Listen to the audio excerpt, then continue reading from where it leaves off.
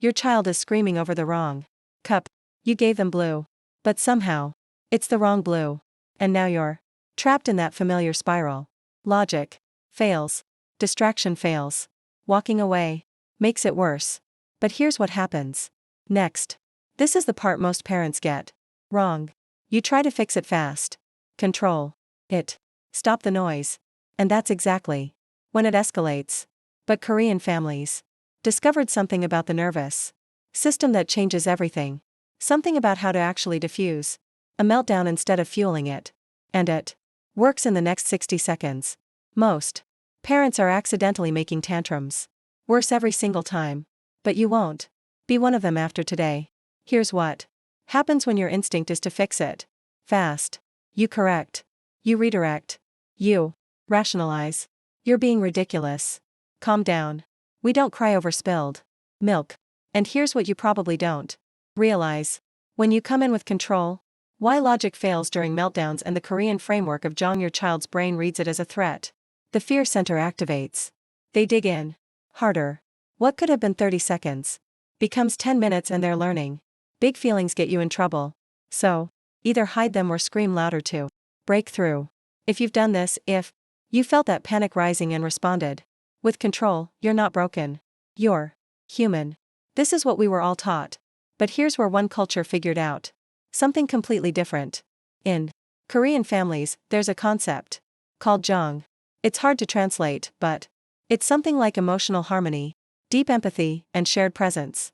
And it completely flips how parents respond when their children are overwhelmed. Picture this: a Korean grandmother watching her grandson scream over a broken toy. She doesn't speak. She doesn't correct. She sits beside him, hand on his back, and just breathes. And within seconds, his crying shifts. It's like watching a storm pass. That's Jeong in action. Korean parents don't rush to fix emotion. They absorb it first. Because they understand something about the nervous system. When you stay calm, your child borrows your calm. Your body teaches their body how to regulate. When you panic, they panic harder. When you slow down, they naturally slow down, too. This is called co-regulation. Your child's brain can't calm itself yet, so the Jeong pause, what you're about to do, it syncs with yours. Slow presence is faster than quick fixes. That's the foundation of what we're about to learn. So, let me name this method the Jeong pause. It's called a pause because the first move is counterintuitive. You stop trying to stop the tantrum. You pause. You lower your entire energy. You create a calm space around your child. And I need to warn you, the first step will feel completely wrong. Every instinct will scream at you to do the opposite. That's exactly why it works. I'm going to show you 5 simple steps, and I want you to follow along with the timing. Because when you see how fast this actually works, you'll understand why Korean parents look so unshaken. Ready? 60 seconds. That's all we need. Let's count it down together. Step 1, lower. 5 steps to calm a tantrum in 60 seconds. Your energy and your body. The instant you see the meltdown coming, or even when it's already happening, you do 3 things at once. Take a real breath. Drop your shoulders. Crouch down to their eye level. Not towering, meeting. When you do this, something shifts.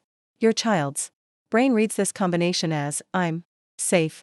This person isn't a threat. They're with me. The amygdala, the fear center downshifts. 10 seconds. Done. 50 to go. Step 2, silent connection. You're at their eye level now. You don't speak yet. You just make gentle eye contact.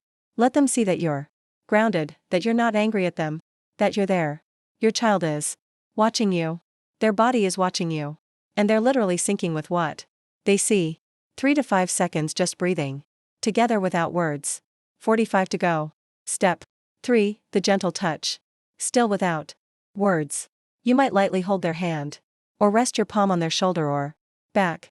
Some children lean into this immediately. Others need a moment, and some won't want touch at all. And that's okay. You adapt. The core stays the same. They feel your presence.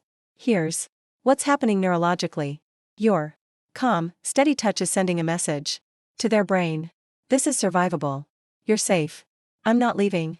Many Tantrums de-escalate right here.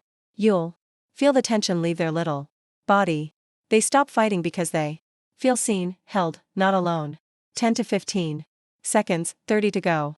Here's what this looks like in real life. Without the Jeong pause, your child screams because you cut their sandwich wrong. You say, "Stop being ridiculous. It tastes the same." They scream louder with the Jeong pause. Same sandwich crisis. You crouch down, take a breath, gently touch their shoulder. You say nothing, and you watch. Their shoulders drop, their fists unclench. The intensity shifts before they've even stopped crying. Step 4. Name the feeling. Now, and only now, you speak, but you don't explain or lecture. You simply witness. You're really upset. Right now. You wanted the sandwich whole. And now it's cut. That's frustrating. Keep it simple. No judgment in your voice. This is where everything changes. Because your child feels understood, not corrected. Understood. And when a child feels understood, the need to keep screaming diminishes. They've been heard. Let me show you what happens. Next. Your child is crying over a broken toy. You've moved through steps 1 through 3. Now you say, "That toy broke," and you're really sad about that. The crying might actually intensify for a moment. That's good. That's release. That's their nervous system processing, not escalating. 10 to 15 seconds for this step. 15 to go. Step 5. Breathe together. Finally, you invite them into the next moment. Not a command, an invitation. Let's take some deep breaths together. When you're ready, we'll figure this out. Notice. Together. You're not sending them away to calm down. You're not isolating them. You're staying present. This teaches something crucial. When I'm overwhelmed, I'm not alone. I don't have to stay stuck. You're still there. You're still with them. You're both moving through this. The tantrum has softened. The intensity has shifted from frantic to manageable, from alone to connected. That's 60 seconds done. Here's what just happened in those 60 seconds. You stopped adding stress. Your body signaled safety. You validated their emotion instead of fighting it. And why this method works and what to expect over time. Their nervous system borrowed your calm. But here's what matters most. You didn't just end a tantrum. You taught their brain a new pattern. When your child has a meltdown, the emotional part of their brain hijacks the logical part. Reasoning bounces off. Explanations don't work. But felt safety, calm, presence, emotional attunement that reaches them. And once they feel that safety, the logical brain comes back online. Now they can think. Now they can process. Now they're actually available to learn. But here's the real payoff. You're rewiring how their brain handles emotion. Over time, sometimes in just a few days, tantrums become less frequent and less intense. Not because you're controlling them, but because their brain is learning. Emotions can be survived. They're not dangerous. I can move through them. That pattern compounds. Now, I know what you're thinking. What if it doesn't work right away? Let me show you exactly what to expect. Day 1, you try this and your child screams louder. They're confused. Because you're responding differently. You're calm while they're screaming louder. That's the teaching moment. Don't interpret it as failure. Day 3, the crying sounds different, less frantic, more like release. They're beginning to trust the pattern. Day 5, your child has a meltdown but recovers in half the time. And when they're calm, they come to you for a hug. Instead of pushing you away. This isn't magic. It's pattern training. And patterns take consistency, not perfection. You're retraining a nervous system that's been wired for reactivity. Probably because they've been met with reactivity. That rewiring takes the transformation from chaos to emotional connection. Repetition. But most parents report genuine shifts within 3 to 5 days of gentle, consistent practice, not perfection. Real observable changes in how they respond. Let me tell you what this looks like 6 months in. Your child comes home from school, throws their backpack down, and bursts into tears. You don't even know why yet. The old you would have said, "What happened? Why are you crying?" Use your words. But now you just crouch down. You breathe. You place your hand on their shoulder and you wait. Here's what happens. Within seconds, they crawl into your lap and the whole story comes tumbling out. The friend who said something mean, the game they weren't included in, they tell you. Because they know you can handle their big feelings because you've proven it.